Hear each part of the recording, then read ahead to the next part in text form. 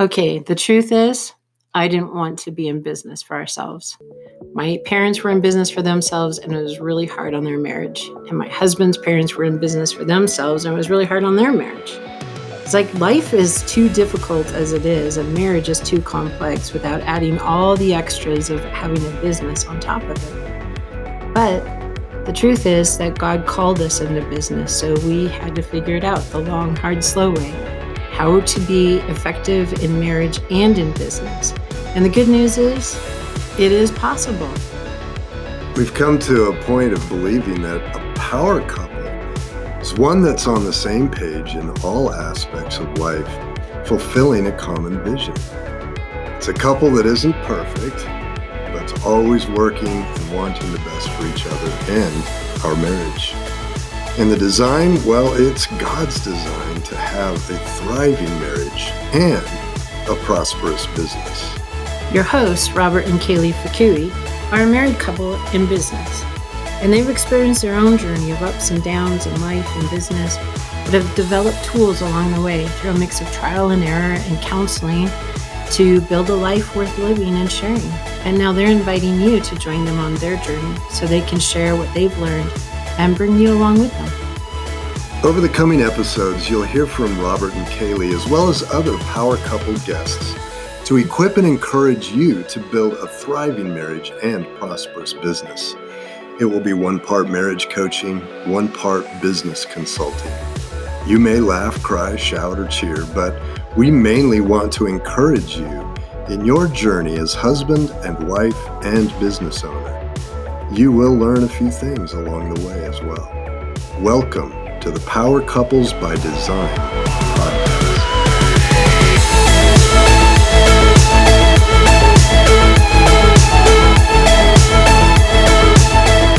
Hey, we are back to episode, I don't know where we are, 14. Well, actually, no. I was going to say this is going to be episode 14, but this is actually, we're so honored to have Bill and Pam Farrel, best-selling authors, speakers, conference go, marriage and relationship experts. And, you know, we kind of, yeah, go ahead, cheer, honey. And we've actually have, you know, technically our recordings for our podcast goes into April, but we're going to squeeze you in because of the topic for today. We're going to squeeze you in. We're going to bump somebody and squeeze you in for Valentine's week. Yay! The topic for today is, let's hear it, honey. Love is in the air. Okay, let's talk about sex. Let's talk about sex, baby. So the topic for today is let's talk about sex. You know, we just had a conversation earlier with them. You know, we've been interviewing some marriage coaches and counselors and all that, and talk about conflict resolution, communication, all the issues and all that. Some, you know, heavy stuff. And one thing we haven't talked about, which I guess we do need to talk about since we're talking about marriage, is sex. And it's kind of interesting. Yeah. Oh, did you know, Bill? It's amazing how you were shocked when we bring up the subject. Like, what? We can't talk about that? Well, and we... Way to go. Way to bring it up. We've written 52 books, but Red Hot Monogamy has got to be one of my favorites that we got to write. Yep. We love to practice what we preach. So Red Hot Monogamy, to finish that book, because we kept wanting to be about it instead of write about it, I actually had to go to across the country and stay with my kids and finish up the last couple chapters, because I had to be like, okay, Bill, I can't just go to the next room and do these things. So because I need to finish this book. There's a deadline here. Bill wanted to create case studies for the book.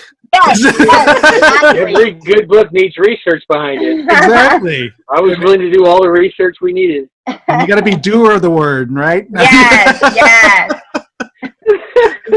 So we are so honored to have you guys. Obviously, well authored, like you said, over 52 books. What, 60 books, right? Is it over 60 books? At 52. Our 52 newest books. comes out on Valentine's Day. It's called The Marriage Meetup.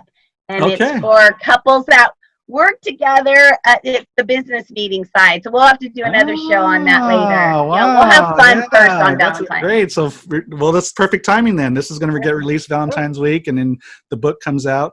And so not just, Red Hot Monogamy, but you're also known for the, men are like waffles, women are like spaghetti, which I got a total kick out of because, one of my favorite boxes you're talking about is the nothing box.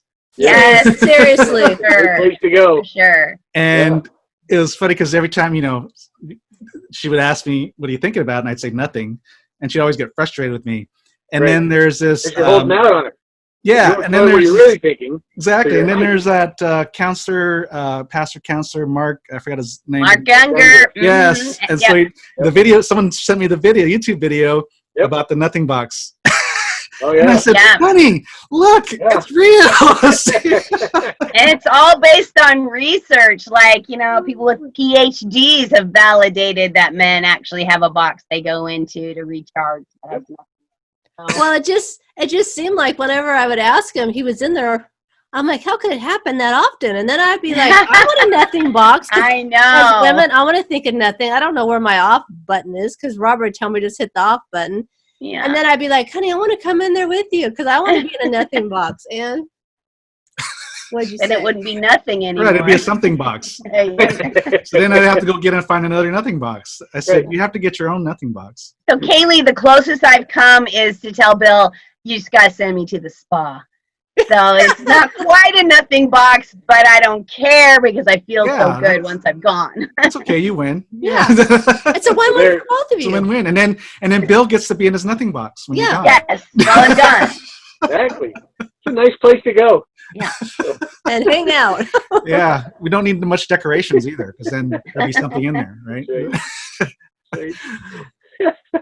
So tell me, before we get started on the conversation, how did you get into this whole marriage, being relational experts, writing books? Sex experts. But tell me how this journey started. I'll let Bill start. Well, it started from our own personal experience. Like Pam and I both grew up in pretty chaotic homes. And when we got married, we knew that we loved each other deeply. And we knew that our faith in God was strong and it was similar to one another. And we knew we didn't want to repeat what we had grown up around. But we didn't really know how to do that. Because again, you have instincts for whatever you grow up around. If you want to change it, it's not simple and easy to change stuff when it's been ingrained in you. Yeah. So we were going to a church at the time, and I would have a stand in the back, and we would wait for people to sit down, and we would scan the crowd, and we would look for couples that looked like they liked each other. That was like our only requirement. And arm around each other, holding hands. Yeah. And we would sit right behind them. And we had a greeting time in our church. So during the greeting time, like Robert, I would look at you and say, you look like you're in love with her. Is this real? And if Were you doing your wait. I got a question. Were you doing your market research in church? Really? Yeah. You're so smart. And those sweet little couples with a little bit of gray hair, they were our favorite. We know they've been to the war. They've got some gray hair. Yes. And so I would ask the guy, is this real? And if he said yes, I would say, how did you do this? Which you can't really answer that question in church. So usually we had a lunch afterwards. Yeah. We would go lunch together and we would start to ask them questions like, okay, what do you do first thing in the morning that keeps you connected to each other? And what kind of habits do you have as a couple that make this thing work? And what are the dumb things you've done that you would never do again because they weren't smart the first time? And we just started asking all these practical questions of real couples. Did you have a heat lamp on them too? Like a spotlight? Like a little interrogation. Yeah.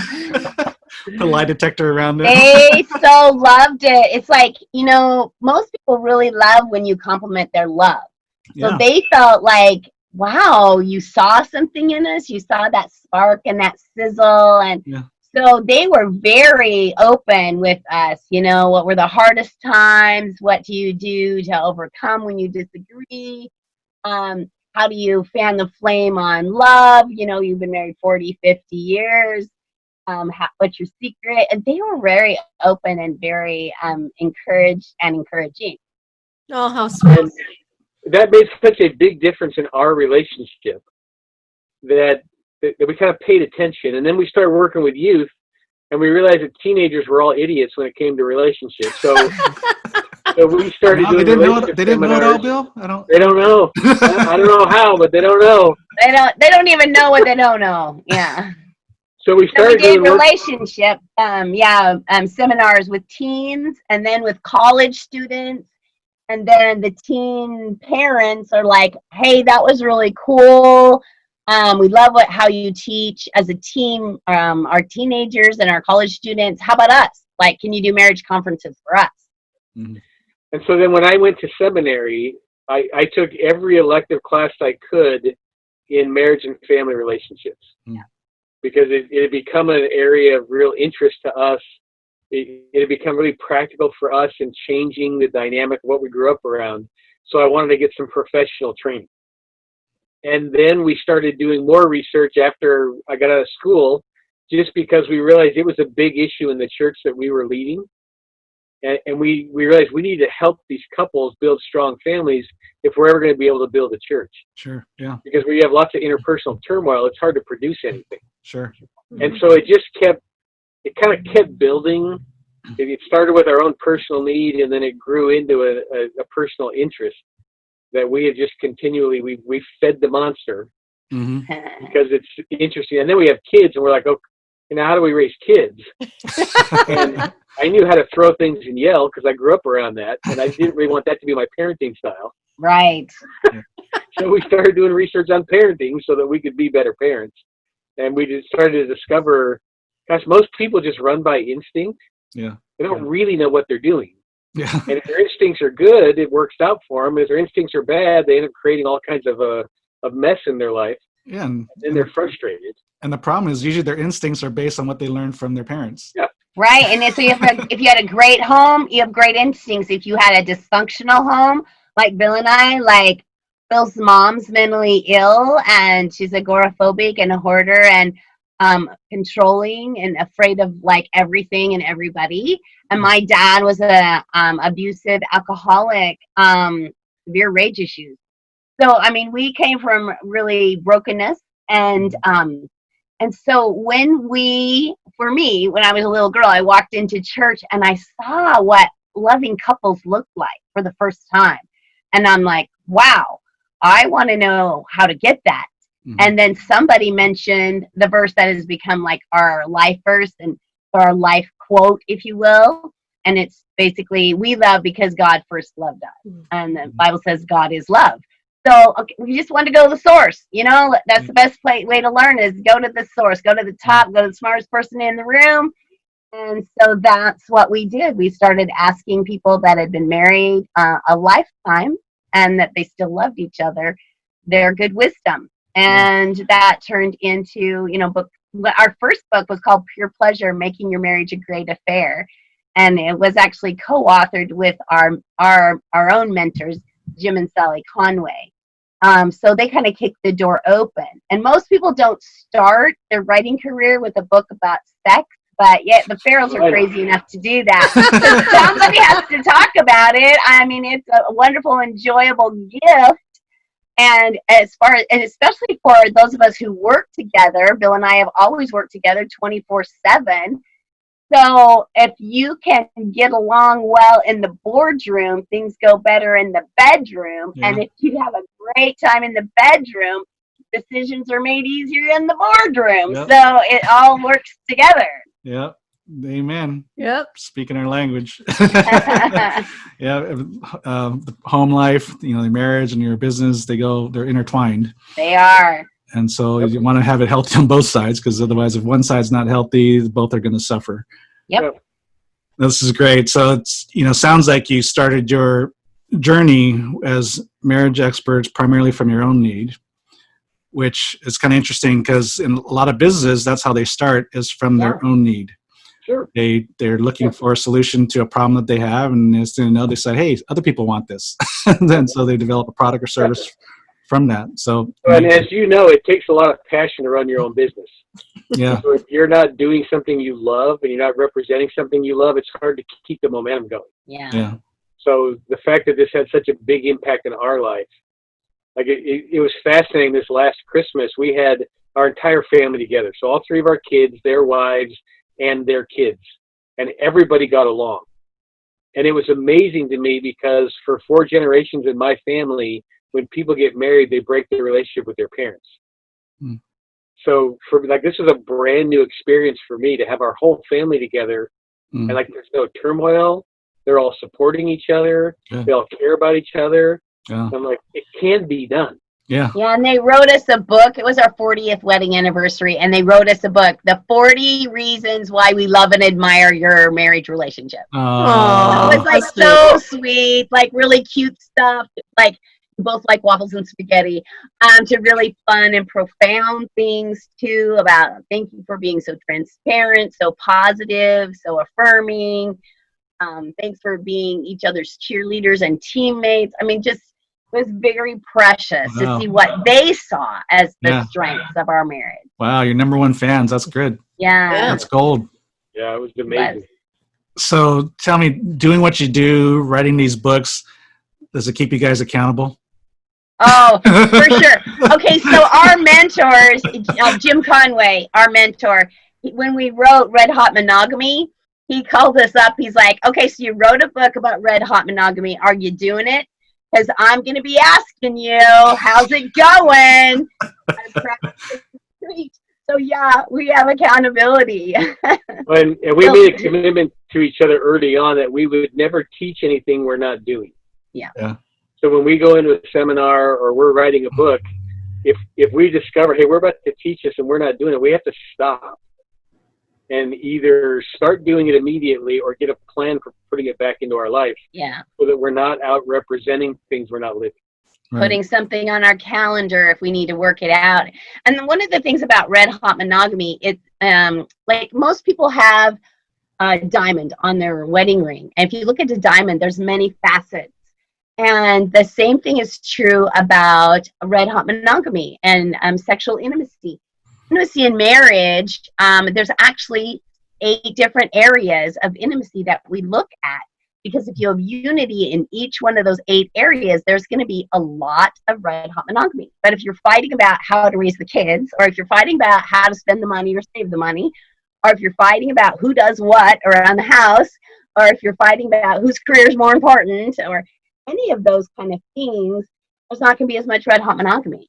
Or if you've been wounded, either of you, in your past. And so how to get whole and help, for those areas of emotional, spiritual, soul level, sexual areas. Yeah. Robert, for you and I, this is really important information, because if we will realize that everything we do is foreplay, we will do much better.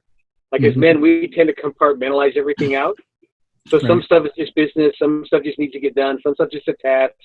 And so we can get pretty harsh and focused and determined about things that actually push our wives away. And then when we get done with that, we're like, hey, I got a pretty wife. I wonder if she's interested. When we've been pushing her away all day. Right. It's like, as men, if we can learn that everything is foreplay, it helps. Yeah. right. Every day's Valentine's Day. Well, because it kind of gives you, every day is Valentine's Day. A sexy man is a man with a vacuum in his hand. You know. No, take out the trash. No, I love the trash. I love the vacuum too. Because my girlfriends all laugh at me. They're like, "Okay, so what's romantic to you?" And I'm like, "Taking out the trash." Yes. And Robert's like, "Really?" I'm like, "Oh yeah, Right. vacuum will work too." But I'm like, sometimes I take out an empty trash bag. but Rattle it around as you go. Yeah, just put a couple cans in there.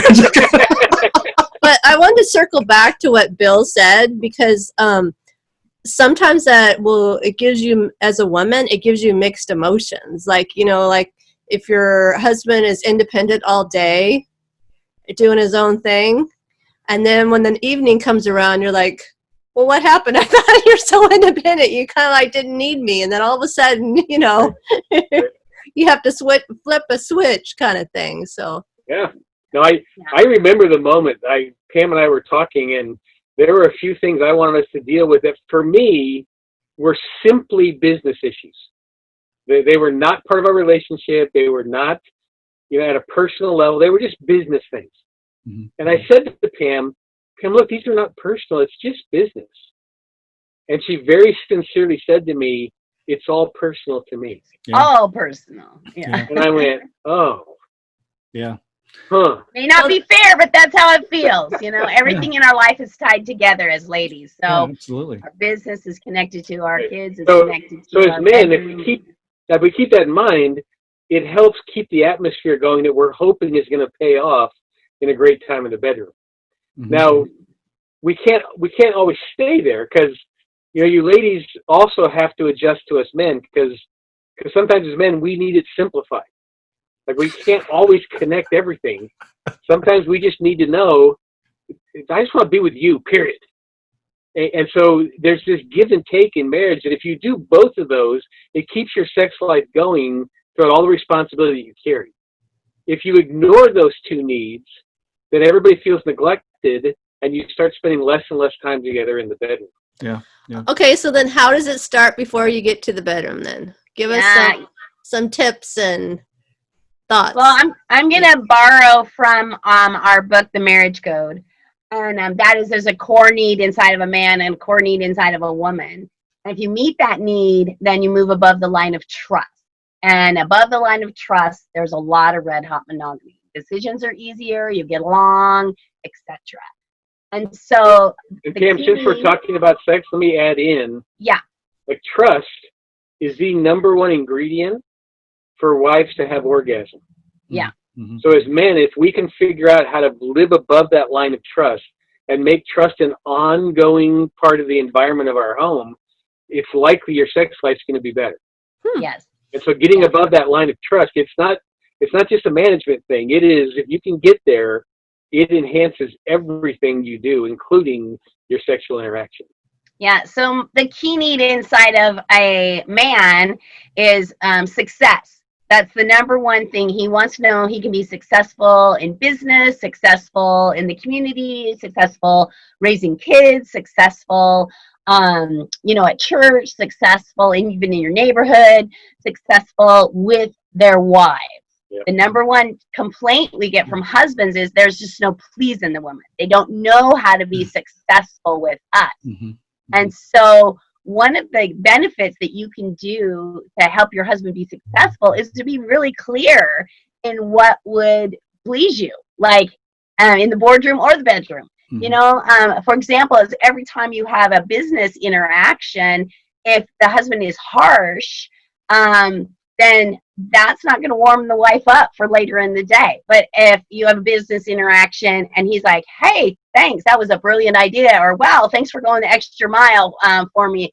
Hey, thanks for picking that up and just knowing that I needed it without me even asking.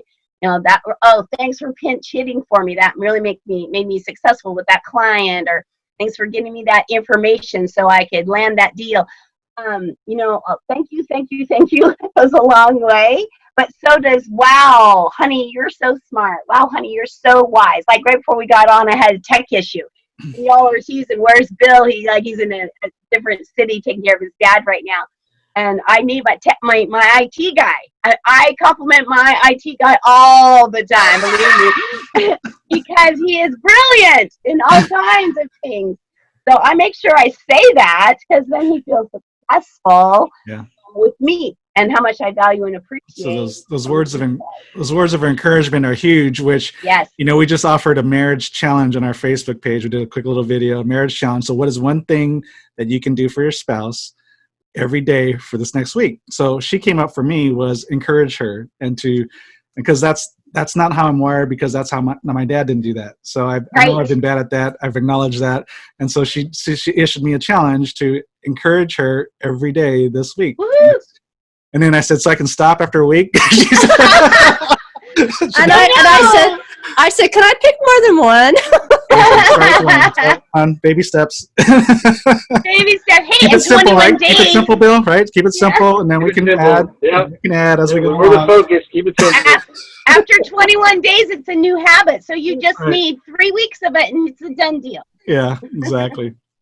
So and to answer your question about what helps on the guy side, like anytime you ladies flirt with us, it makes us feel like we're not just working people.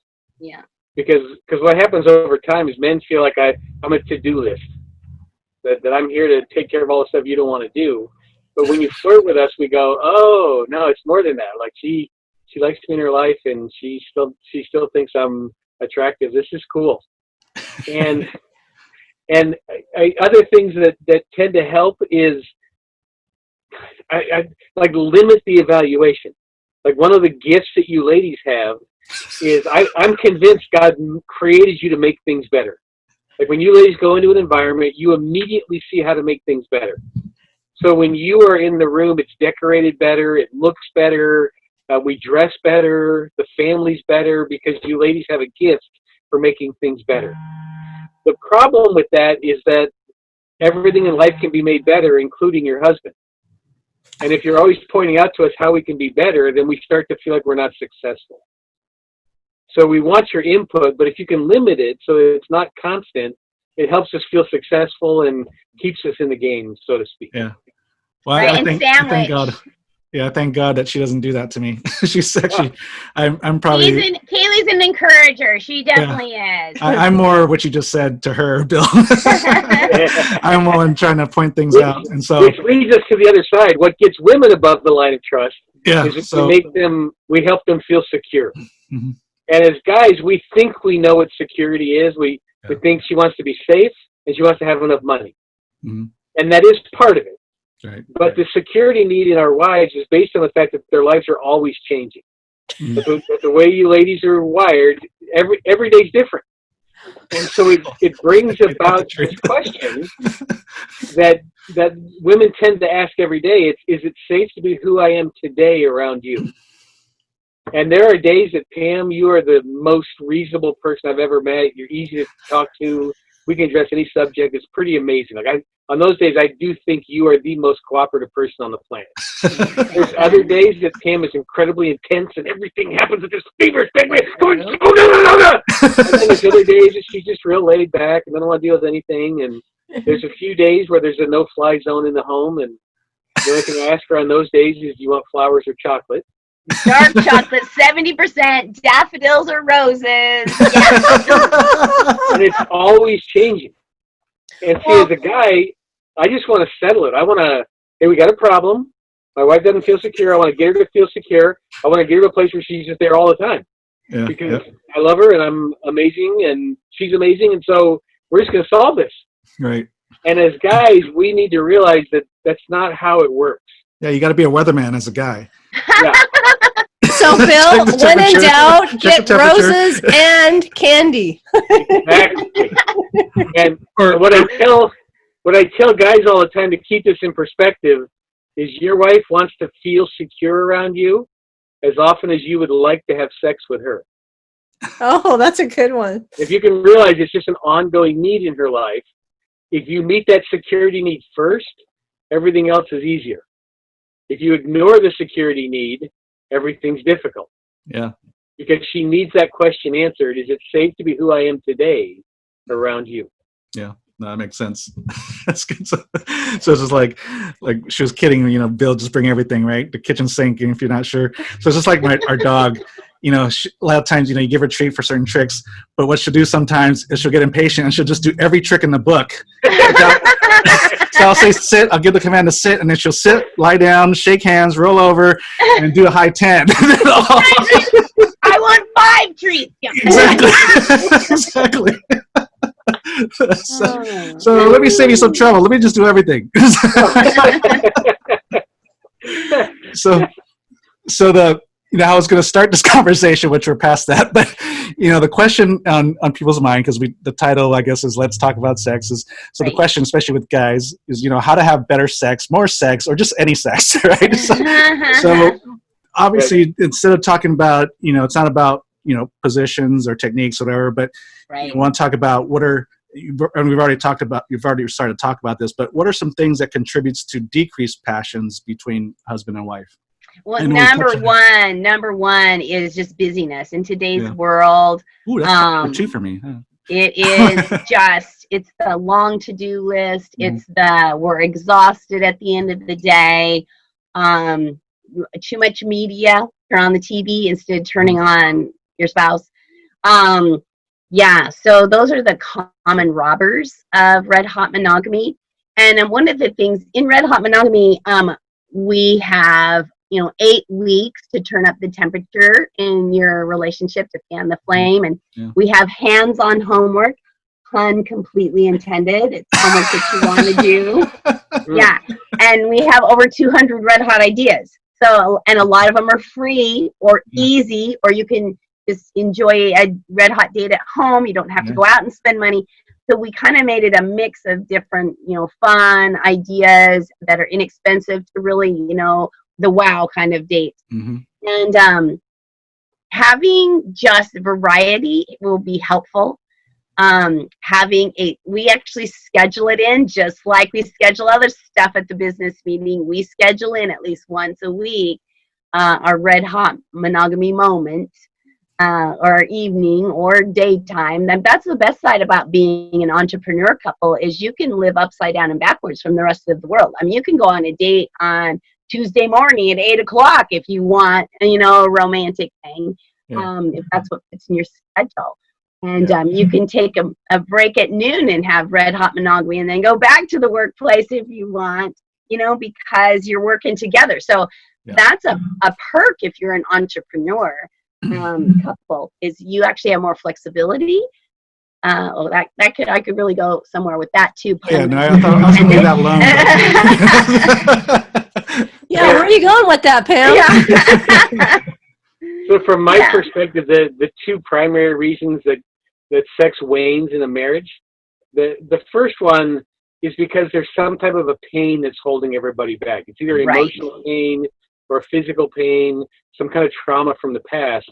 And if that's the case, you really need to get some professional help to overcome that pain and not let it define your relationship. And that can be anywhere from relatively simple to deal with or pretty intense.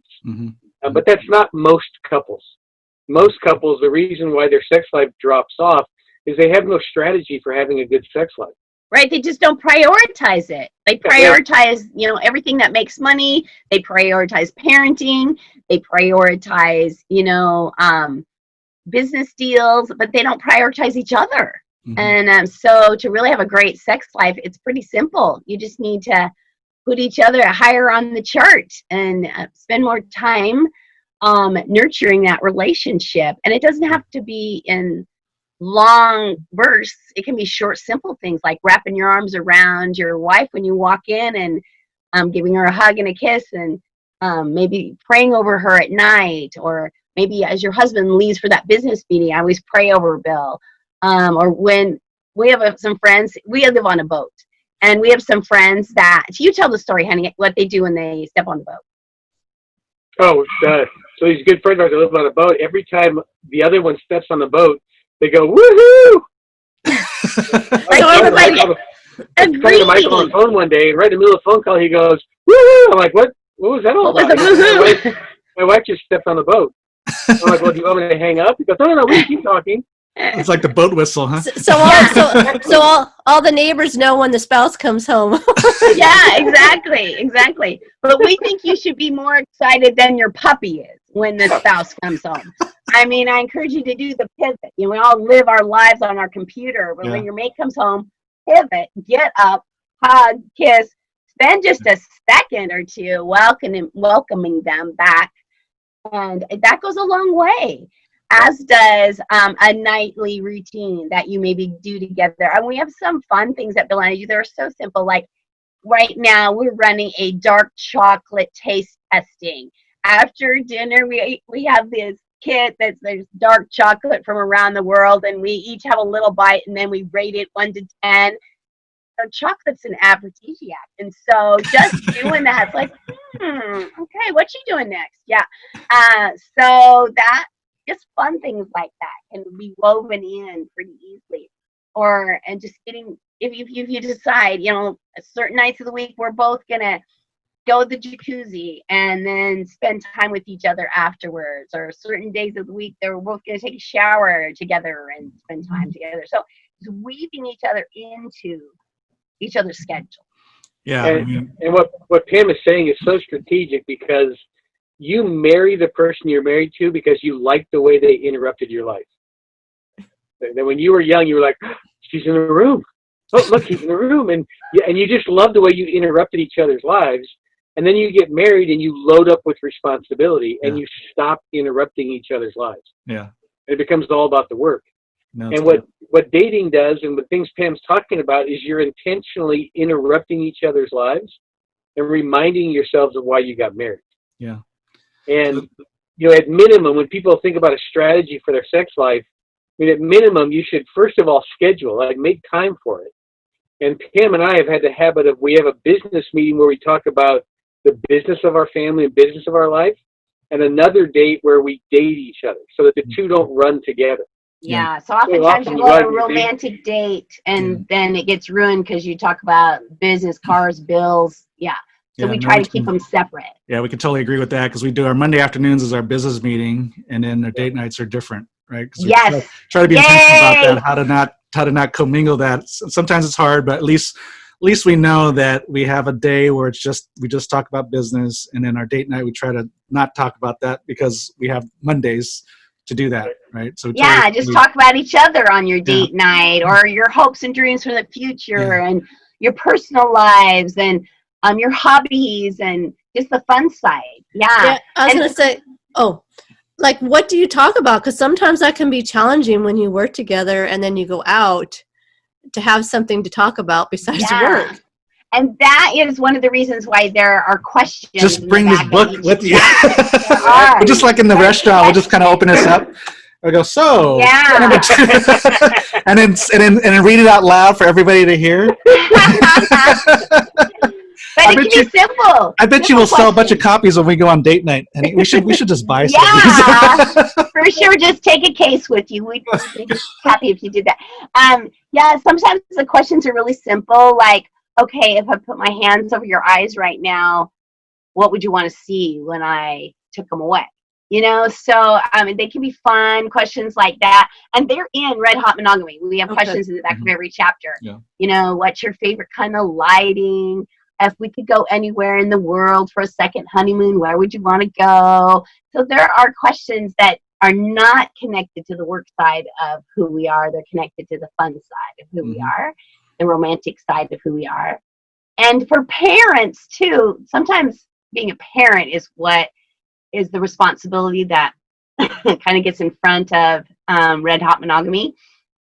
And so we encourage couples to have a code, like a secret code, that they say when they're interested in each other. It works to walk up and whisper, hey, you want to have sex? But it can be more fun and flirty to have a code. And so, our code is based on when we wrote Men Are Like Waffles, Like Spaghetti, we were doing a marriage conference, and we explained that we women, we talk our way through stress. And guys like to go to their favorite easy boxes to rest and recharge. And God kind of helped us out in that most of men's favorite boxes are shaped like boxes. The TV screen is shaped like a box. The computer screen is shaped like a box. Phone is shaped like a box. The garage is shaped like a box. Football field, baseball diamond, basketball court, the soccer goal, the pool table shaped like boxes. The refrigerator is shaped like a box, and the bed is shaped like a box. That Red Hot Monogamy box is a favorite box for husbands to go to and express it out. And like 3 square in the middle of a bingo card, they can get there from every other square in their waffle.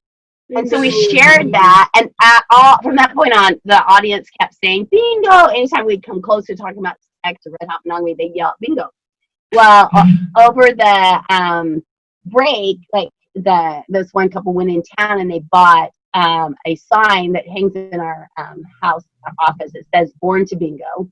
And then when we were on a cruise, a couple chased us down the gangway on our way out, like, we have a present for you. And they had bought the shirts off the rec department.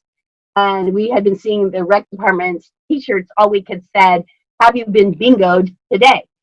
So all I have to do is slide a bingo card into, Bill's briefcase, and he is salivating, slide it on his office door, and he's ready.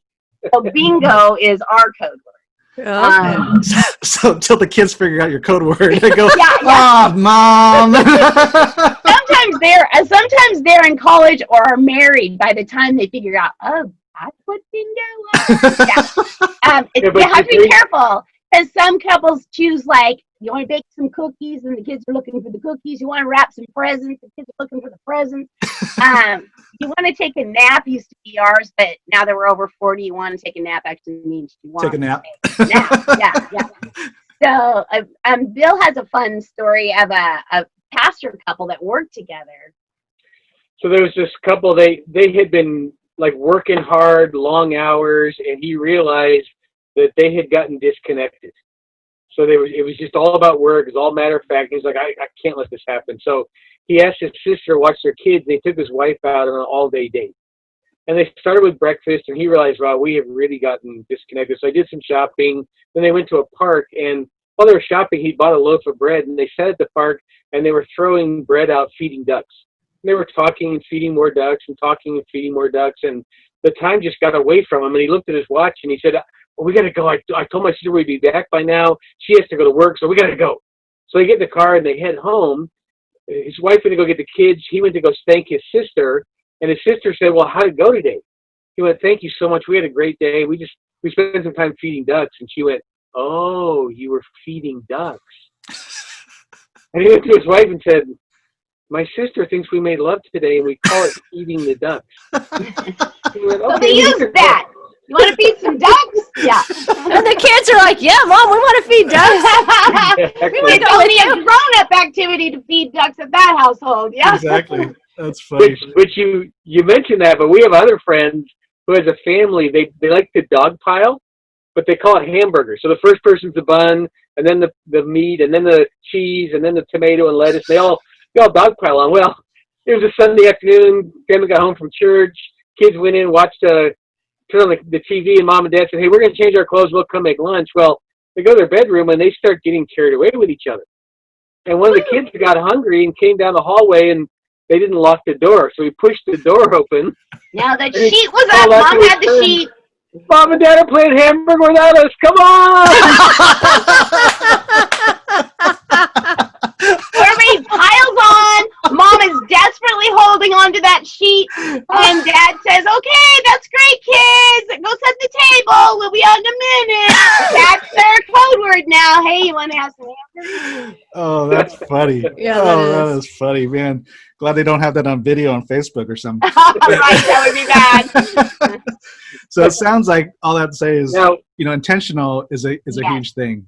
well, You and keep the talking passion about kids, the other thing I want to tell all of you is when your kids get to be teenagers, you need to be appropriately bold with them because they are being inundated with sexual messages. Yeah. And some of those messages are self-defeating.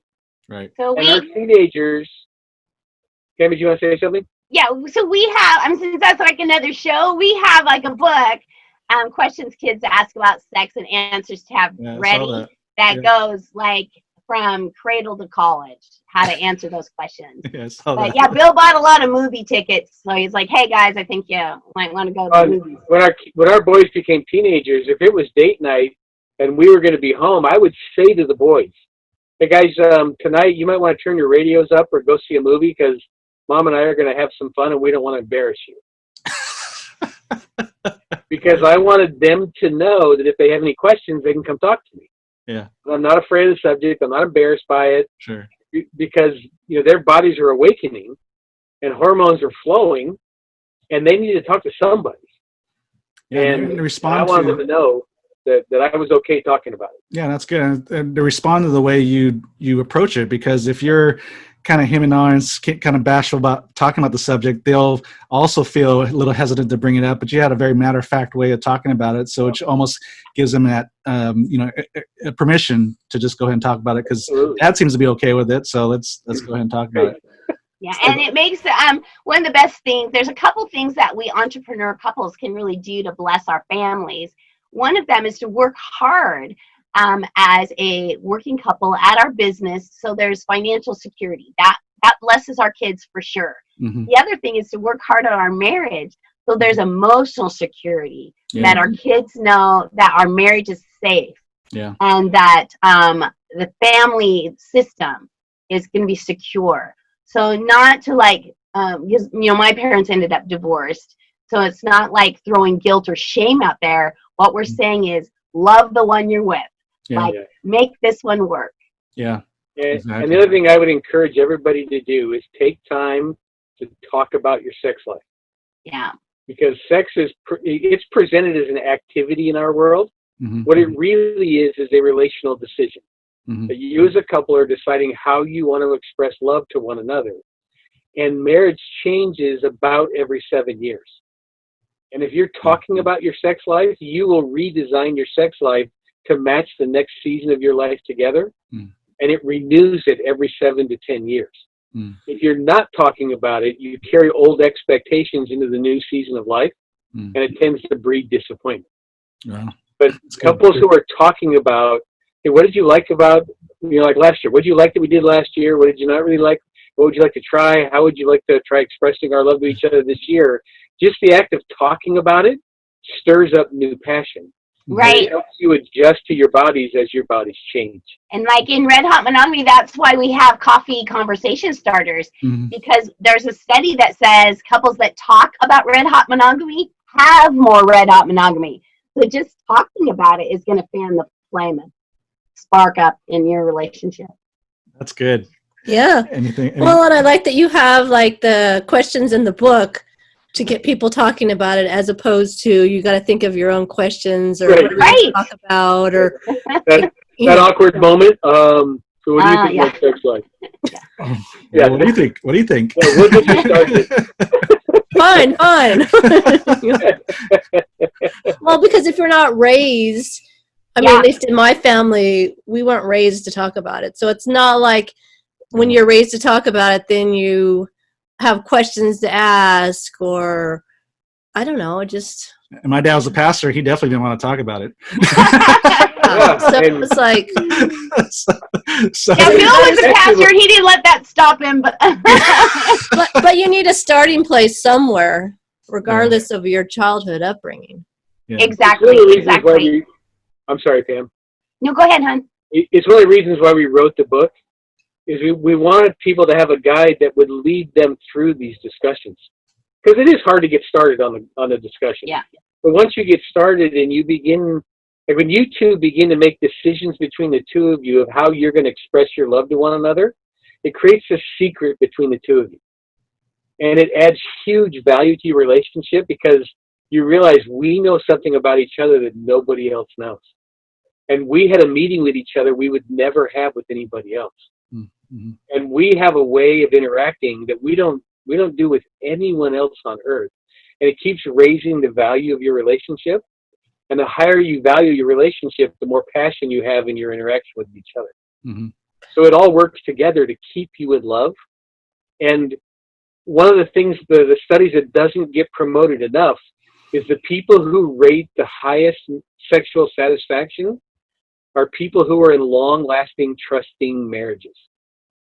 Yeah. We tend to always think that the best sex is new sex, right? Or the best sex is like hard bodies in your 20s. The studies all make it clear that probably that sweet little gray-haired couple sitting in front of you at church, the one that you say never. They got it going on. Yeah. We're gonna ask that at church. It's like, so do you guys? That's like we were at a conference where a 66-year-old couple won Red Hot Monogamy as a raffle. Yeah.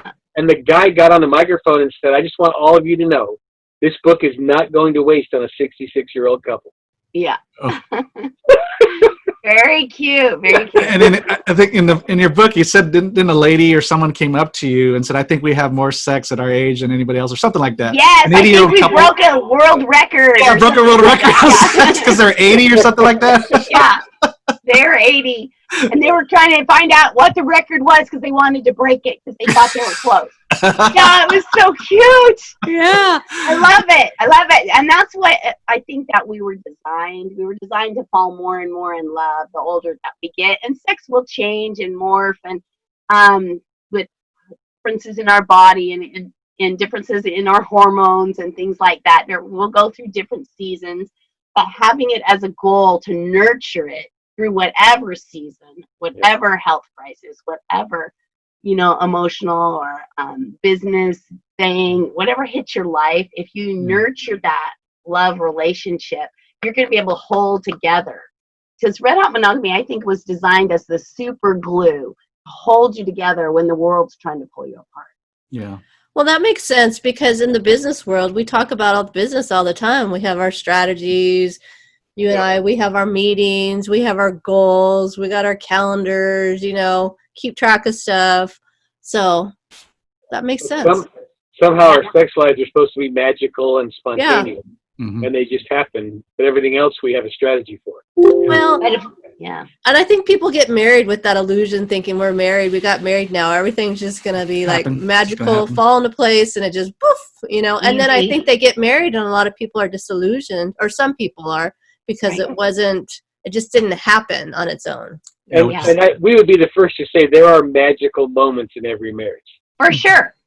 But most of the things that happen in marriage happen because you were intentional. Right, exactly. It comes from being intentional. Yeah, those magical moments happen from being intentional. And so I know some people might be thinking, you got to be intentional about date or sex or whatever. It seems so programmed. But then when we're dating, that was all planned, right? When do you want to go out? What dinner? Where are we going to go for eat? I mean, everything was planned anyway. And then the results I got to figure out what I'm going to wear. Yeah, but romancing has intentional and creating, dates and times. But then the outflow of that was the romance. Yes. Right? So it's like being intentional about feeding the fire. Yes, that's exactly it. Oh, I love that picture, Robert. That if you just keep put another log on the fire, you just put another, log on the fire, it makes that flame grow, and then you get sparks that are spontaneous and wonderful and fireworks and all that. And forgive me for using a sports analogy. Go for it. When there's a big sporting event, which we just had the Super Bowl, leading up to a big sports event, all of the practices are intentional. All of the game planning is intentional. The time the game's going to start is intentional. But the actual competition has magical moments in it. Yeah. And that's the way your love life is when you're intentional about nurturing it, you're intentional about having dates, you're intentional about scheduling it, then these magic moments happen that add huge value to your relationship. Awesome. That's a great way to end. That's a great way to end. So Bill and Pam, I've got the website, the @Bill and Pam Farrel on your Facebook handle. Other ways people can connect with you, or how would you like that? Yeah, our website is love-wise.com, and we like to say we park ourselves on the corner of God's love and God's wisdom. So if you just remember love and wisdom, then you will remember Pam and Bill. And then the other thing is, seriously, if you Google waffles and spaghetti, we're the only ones that show up with that crazy title. So that's an easy way to find us as well.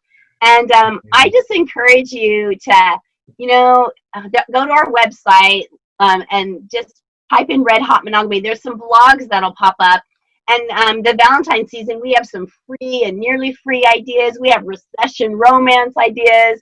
We have last minute Valentine ideas.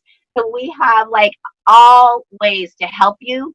We even have a tonight card that you can print out and put on your spouse's side of the bed. That just means, hey, baby, you're cleared for landing. Tonight's a good night. So we're trying to help everyone as much as we can. Bill's going to be home any minute now. You know that, right? You have to show up and get out of here. Don't get a speeding ticket, hon, on your way home. Oh, it's just a speeding ticket. That's all, Pam. You just have to pay for it. You just have to pay All for price that. to pay. Exactly. All price to pay.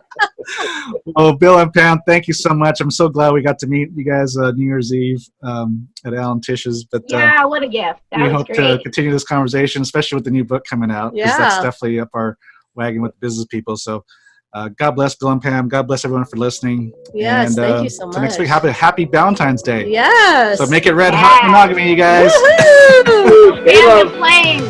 Yeah. Oh, it's hot in here. Thank you for listening to the Power Couples by Design podcast. We'd love to stay connected with you and provide valuable resources and encouragement for your marriage and business. So you can subscribe to this podcast, connect with us on Facebook, Instagram, or go to our website, powercouplesbydesign.com, and get some of our free stuff. One of those free resources is our 8 Steps to a Thriving Marriage and Prosperous Business cheat sheet. We're here to help you build a thriving marriage and prosperous business. God bless you in your marriage, and see you next episode.